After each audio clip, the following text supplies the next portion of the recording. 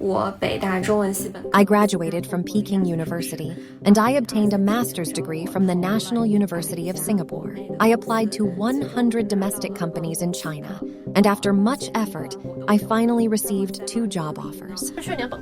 Last year, after graduating, I sent out over 40 resumes during the spring recruitment season, but only one private company in Beijing invited me for an interview. Recently, many young Chinese university graduates have been complaining online about the difficulties they face in finding jobs.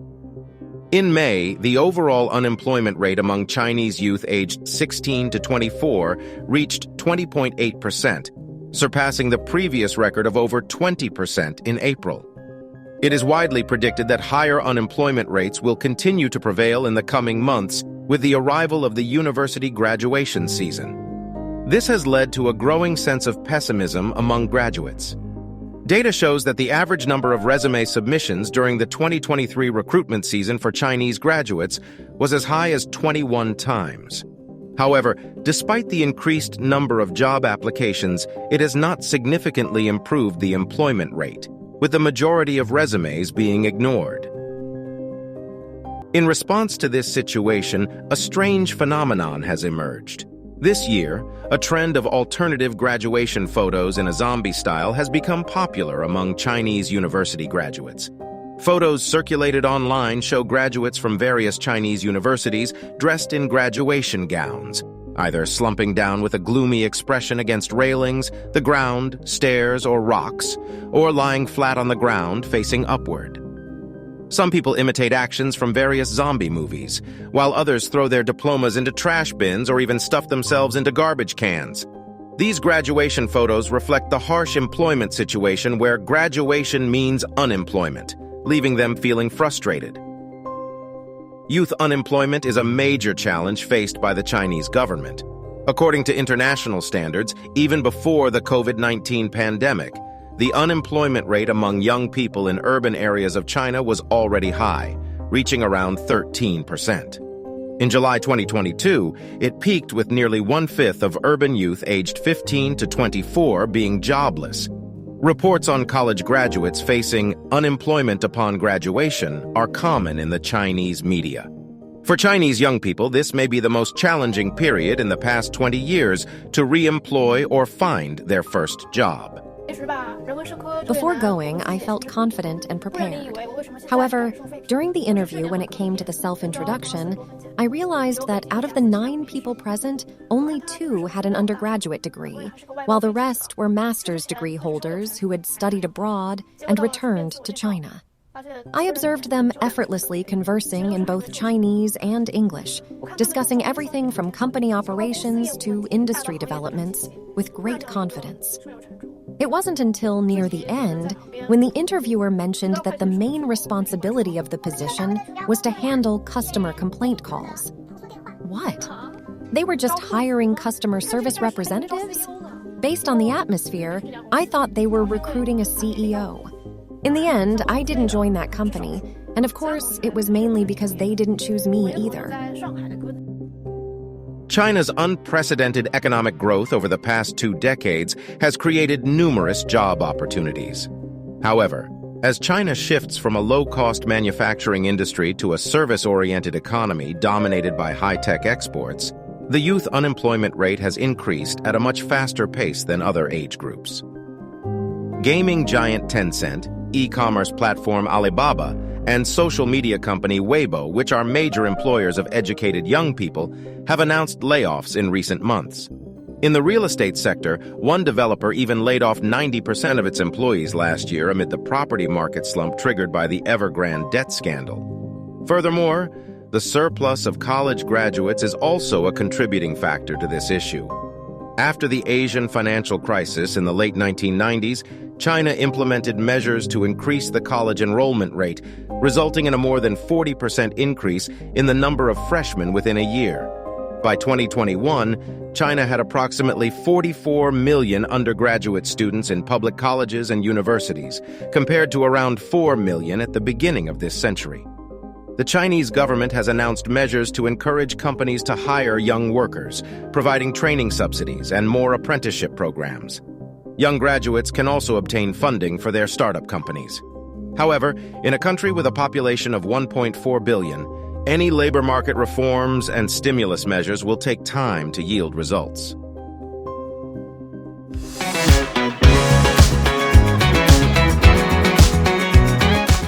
In light of the current situation, the government has coined a new term called flexible employment. This type of employment, also known as freelance work, refers to a more flexible work style and schedule, without specific requirements for working hours or location. In addition to these aspects, there are significant differences in insurance benefits and labor relationships for those engaged in flexible employment compared to more traditional forms of employment. Whether it's setting up a street stall, working as an Didi driver, becoming an internet content creator, or pursuing other emerging forms of flexible employment, Chinese youth are embracing these new opportunities, and lots of them just have to. Various local governments in China now allow people to set up street stalls as a means to address the employment issues faced by this group of individuals. Lele, who is in her second year of part-time street vending, had the idea of selling goods from a stall while working after her failed attempt at starting a restaurant business in June 2021. After going bankrupt in 2020 and accumulating a debt, I didn't have much capital left, so I thought of finding a side job while working, Lele said. The initial capital needed for her street vending business was just a few thousand yuan. For her first stall, Lele chose a location near her residential complex. Although she was quickly asked to leave by the property management, Lele still tasted the sweetness of street vending. Within just a few minutes, she sold items worth around 300 yuan. Take a look. What flavor do you like? We have Ultraman-themed items and cat paw-shaped ones, too. On the other side, Xiao Wang, a 29-year-old from Changsha, started doing food delivery last year. In his opinion, food delivery is the easiest form of flexible employment with the lowest entry barrier. All you need is an electric bike. Currently, the food delivery market can be roughly divided into two types: crowdsourced and dedicated delivery.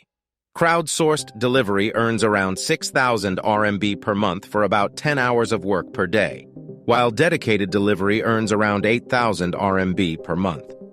Xiao Wang does crowdsourced delivery. 5 years ago, Xiao Wang used to work for an automation monitoring company in Shenzhen.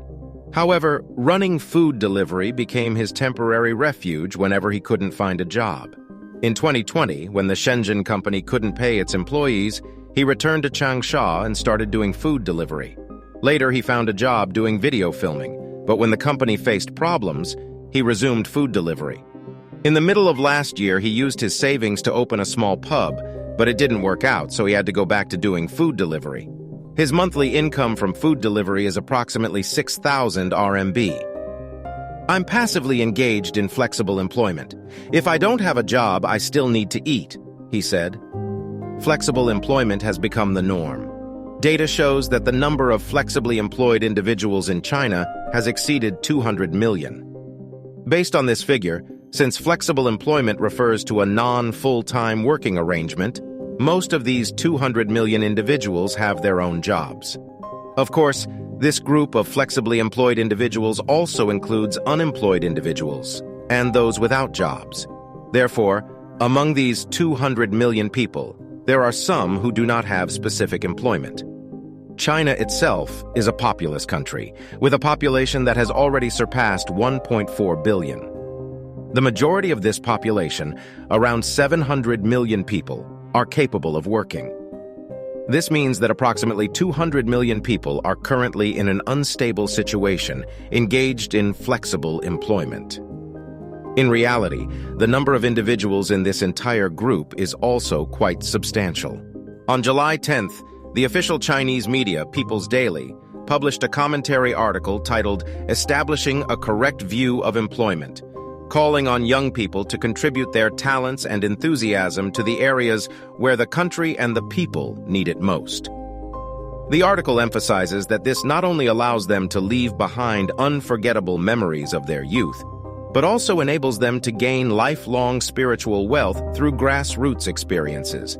It advises university graduates to establish a correct view of employment, find their professional positioning and career direction, and adopt a proactive mindset towards employment as a catalyst and accelerator for successful job hunting, enabling them to find suitable work more quickly. The article also addresses young people directly, stating, "The essence of youth is to have ideals, dare to shoulder responsibilities, endure hardships, and be willing to strive." However, this seemingly positive and inspirational article has faced numerous criticisms and ridicule from netizens on social media after its publication. Some people sarcastically commented, "People who live a comfortable life are teaching others to endure hardships, and if young people don't carry heavy burdens anymore, they won't be able to have a peaceful life." Others pointed out that it should be the children and descendants of central and local leaders who should first establish a correct view of employment. According to a research study by the investment bank Goldman Sachs, during economic downturns, young people are more susceptible to its impact due to their relatively limited work experience.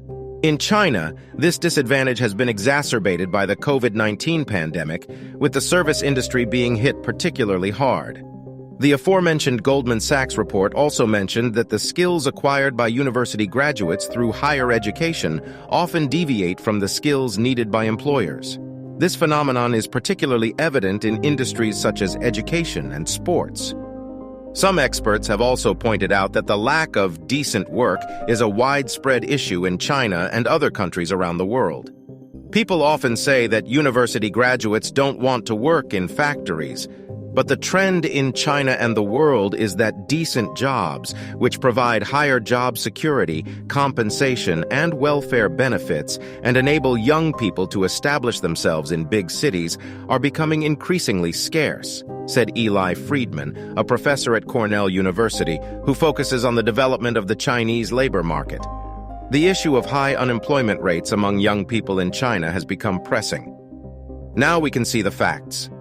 Many individuals have received a good education but are unable to find regular employment, leading to feelings of anxiety and fear about their current situation and future prospects. No one knows what the future holds for these young people.